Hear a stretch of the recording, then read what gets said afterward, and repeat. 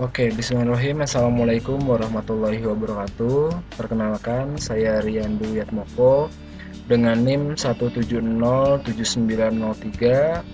Ya, video ini diajukan untuk memenuhi tugas mata kuliah analisis data kuantitatif, statistika inferensial dengan dosen pengampu Bapak Dr. Supriyadi MPD. Ya, jadi di tugas perkuliahan hari ini khususnya tanggal 22 September tahun 2020,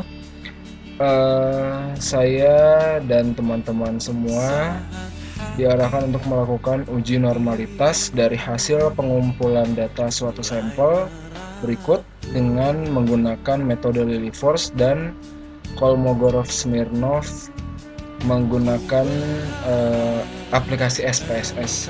Ya, datanya di sini sudah dapat kita lihat bersama. Data yang diberikan oleh dosen kita.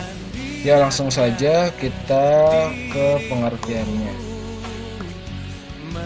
Ya, yang pertama uji Lilliefors. Uji Lilliefors ini pertama penggunaannya adalah uji yang digunakan untuk mengetahui apakah data tersebut berdistri normal atau tidak. Yang kedua, formulanya ada 5 cara secara bertahap yang akan dibahas satu persatu, tentunya oleh saya. Yang ketiga adalah hipotesis. Hipotesis yang pertama H0 yaitu adalah data berdistribusi normal, atau H1 data berdistribusi tidak normal. Ya, penarikan kesimpulan di sini ada 2. Yang pertama, apabila nilai Lilliefors hitung lebih kecil dari Lilliefors tabel, maka H0 diterima dengan kesimpulan data berdistribusi normal. Yang kedua, apabila nilai Lilliefors hitung lebih besar daripada Lilliefors tabel, maka H0 ditolak dengan kesimpulan data berdistribusi tidak normal. Ya, di sini ada rumus perhitungan 1 hingga 5 adalah urutan. Yang pertama adalah kita menentukan nilai Z. Yang kedua kita menentukan nilai FZI, yaitu kita melihat dari nilai tabel Z yang sudah tersedia nantinya. Yang ketiga kita menentukan nilai SZI, yaitu adalah jumlah atau sigma Z yang nilainya kurang sama dengan atau kurang dari nilai ZI dibagi dengan N atau banyaknya jumlah data. Yang keempat kita mencari nilai mutlak dari FZ. Nilai mutlak ini rumusnya FZI dikurang SZI. Yang kelima adalah kita menentukan Lilliefors, yaitu adalah nilai maksimal dari nilai mutlak. Ya, langsung saja kita mulai ke penghitungan. Di sini saya menggunakan Microsoft Excel ya. Ya, untuk data-data tadi sebelumnya sudah saya urutkan di Microsoft Excel. Langsung saja kita copy dan kita paste ke tabel. Ya, di sini saya telah membuat tabel seperti ini.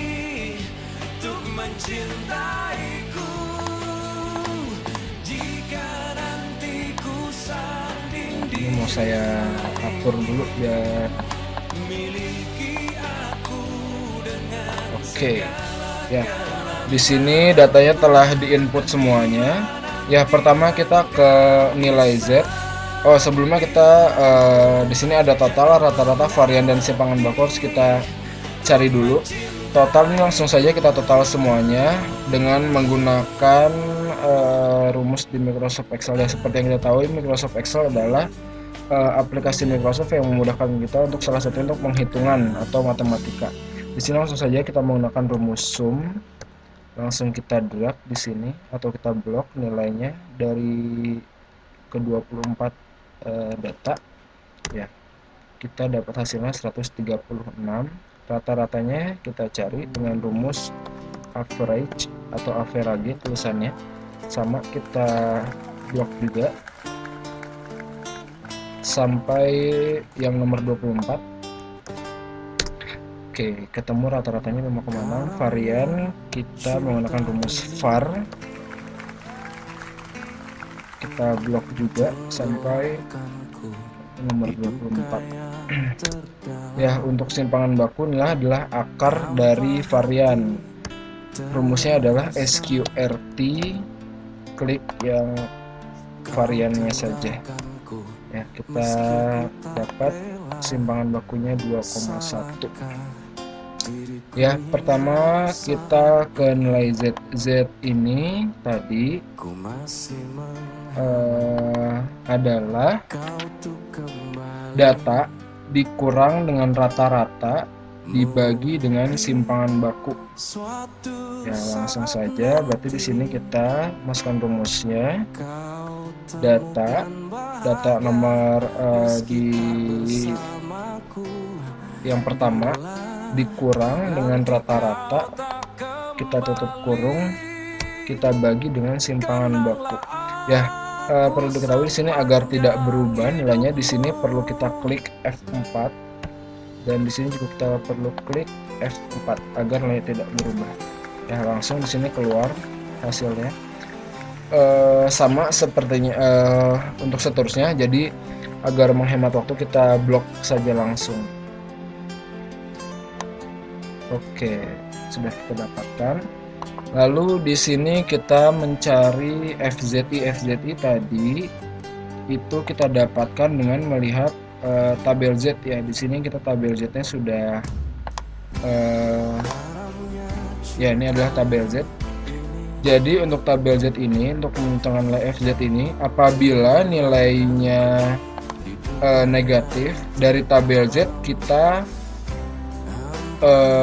kurang 0,5 dikurang dari nilai tabel Z. Kalau positif kita tambah 0,5 ya, 0,5 ditambah dengan nilai hasil tabel Z gitu ya.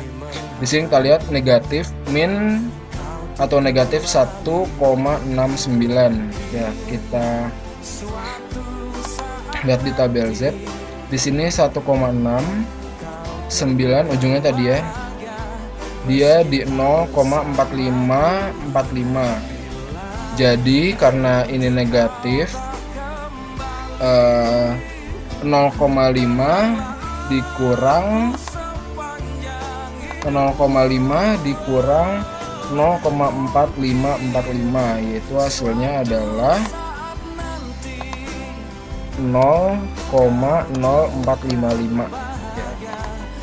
Karena sebelumnya saya sudah membuat seperti ini duluan, jadi agar menghemat waktu, karena ini harus ditulis satu persatu dengan melihat nilai tabel Z, jadi saya akan copy aja dengan data yang sebelumnya saya telah buat ya. Ini dia. Ini kita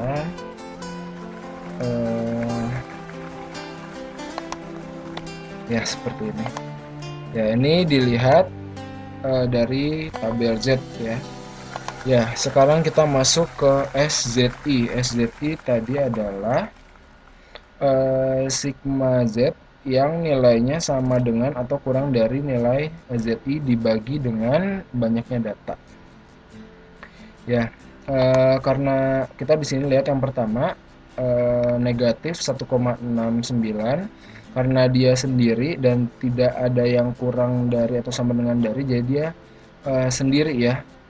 Jadi di sini kita tulis 1, dia akan hanya sendiri, jadi 1 per banyaknya jumlah data, yaitu adalah 24. Banyaknya data ya, bukan jumlah, maaf, banyaknya data 24 per 24 ya, hasilnya 0,04 ya. Untuk selanjutnya berarti 2 per 24, 3 per 24 ya, 4 per 24, 5 per 24, 6 per 24, 7 per 24, 8 per 24, 9 per 24, 10 per 24, 11 per 24, 12, per 24, 13 per 24, 14 per 24, 15 per 24, 16 per 24, 17 per 24, 18 per 24, 19 per 24, 20 per 24, 21 per 24, 22 per 24, 23 per 24, dan 24 per 24 hingga hasilnya 1 ya. Ini kita cek lagi takut ada yang salah. 1 per 24, 2, 3, 4, 5, 6, 7, 8, 9. Oke, sudah betul semua ya. Sekarang kita lanjut ke nilai mutlak, yaitu adalah nilai FZI dikurang dengan SZI lalu kita mutlakkan. Nah, nilai mutlak rumus di Microsoft Excel adalah absolute atau ABS. Nah, ini kita langsung klik saja FZI dikurang SZI ya, ini agar tidak ketemu. Langsung kita drag ke bawah aja ya. Oke, lalu kita mencari Lily Force hitung, yaitu adalah tadi Lily Force itu adalah nilai maksimal dari nilai mutlak. Nah, langsung saja kita rumuskan, yaitu max dari nilai mutlak ya.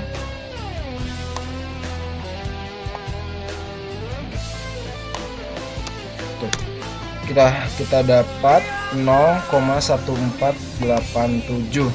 Nah, selanjutnya untuk mendapatkan Lily Force tabel, yaitu kita harus melihat tabel L ya di sini.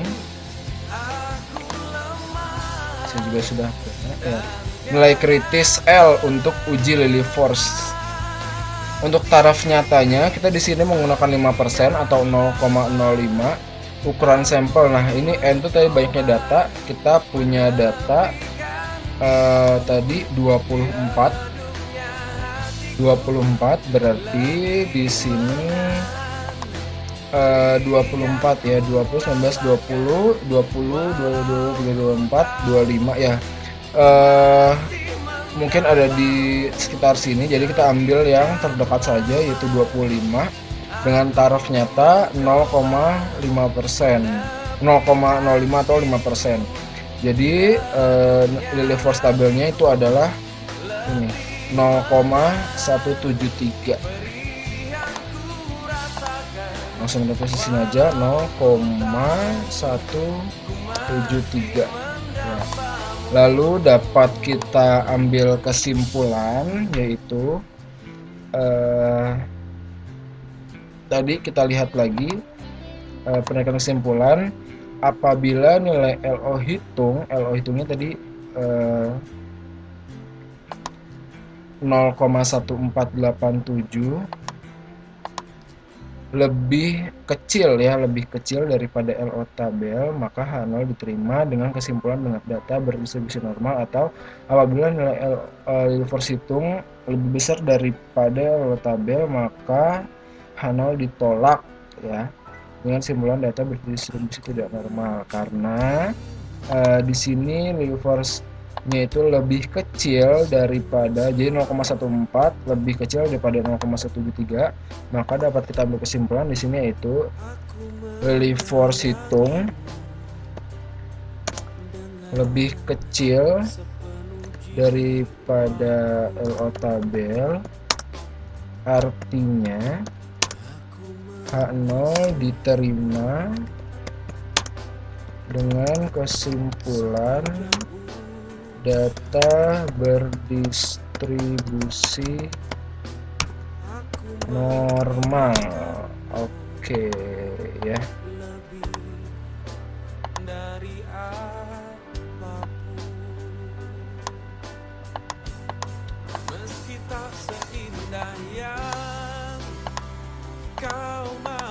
LO hitung lebih kecil daripada LO tabel, Nilai force stabil artinya H0-nya diterima dengan kesimpulan data berdistribusi normal. Ya, selanjutnya kita, ya ini sudah selesai ya seperti ini. Jadi dapat 5 kesimpulan algoritmnya berdistribusi normal. Selanjutnya kita masuk ke penggunaan atau menguji menggunakan Kolmogorov-Smirnov menggunakan aplikasi SPSS. Ya, di sini saya ulangi saja.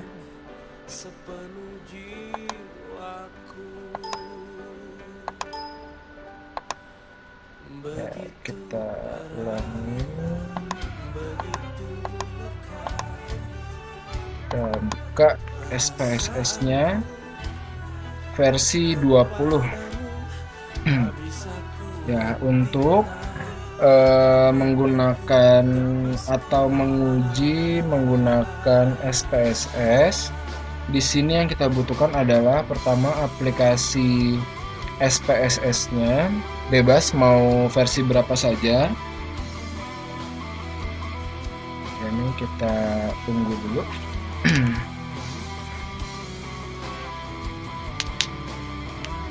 Datanya sama menggunakan data yang tadi ya. Ini sudah kebuka. Lalu kita butuhkan node. Di sini node yang sudah saya buat sendiri. Ya, yang pertama oh ya, dan datanya tadi data saya menggunakan yang ini ya. Data sama seperti tadi. Ya, yang pertama uji normalitas menggunakan Kolmogorov-Smirnov merupakan bagian dari uji asumsi klasik, yaitu uji normalitas bertujuan untuk mengetahui apakah nilai berdistribusi normal atau tidak ya. Sama seperti Lilly force ya. Intinya dia untuk mengetahui apakah nilai berdistribusi normal atau tidak. Sedangkan model regresi yang baik adalah memiliki nilai yang berdistribusi normal. Untuk dasar pengambilan keputusannya, yang pertama, jika nilai signifikansi lebih dari 0,05 maka nilai berdistribusi normal. 2. Jika nilai signifikansi kurang dari 0,05 maka nilai tidak berdistribusi normal. Ya, langsung saja kita di sini sudah membuka aplikasi SPSS. Di sini kita langsung ke variable view dulu. Di sini kita akan membuat istilah di yang pertama ini adalah nilai siswa. Yang kedua adalah nilai. Ya, jadi di sini kita akan seperti menguji nilai dari siswa itu ya. Karena di sini siswa nanti adalah bukan sifatnya numberic, jadi di sini kita ganti saja ke string. Ya, oke. Desimalnya di sini kita buat 0, kita ubah ke 0. Ya, langsung di sini kita data view-nya di sini setelah berubah siswa dan lainnya. Di sini kita bikin siswa, karena tadi siswanya itu ada 24, jadi kita ketik sampai siswa 24.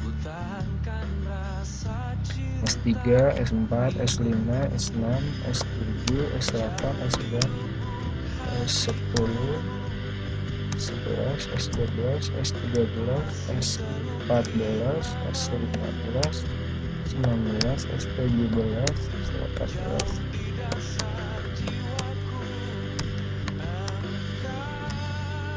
Ya, sampai siswa ke-24. Ya, ini ya, langsung saja data yang tadi kita input ke sini. Ya, ini anggap saja nilai ya, nilai dari siswa tersebut. Kita masuk ke nilai, langsung kita paste aja. Ya, lalu untuk menguji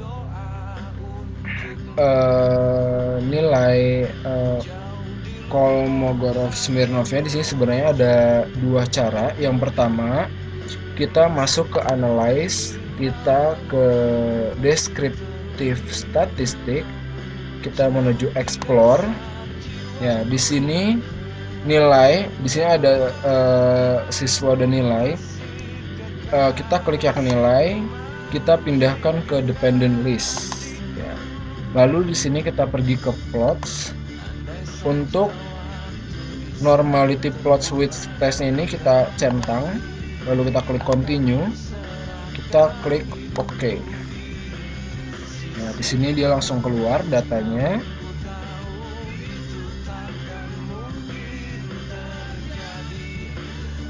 Nah, langsung keluar dia.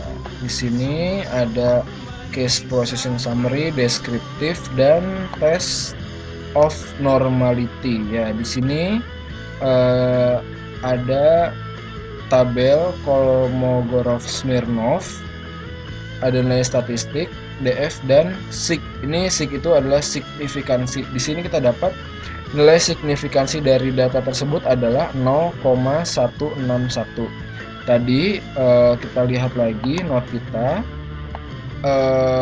Dasar pengambilan keputusannya adalah jika nilai signifikansinya lebih dari 0,05 maka nilai berdistribusi normal.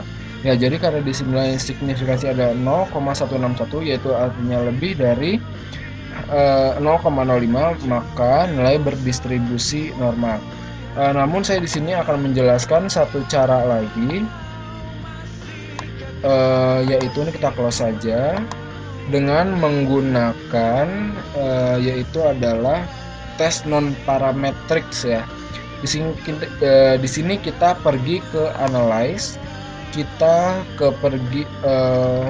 klik non parametric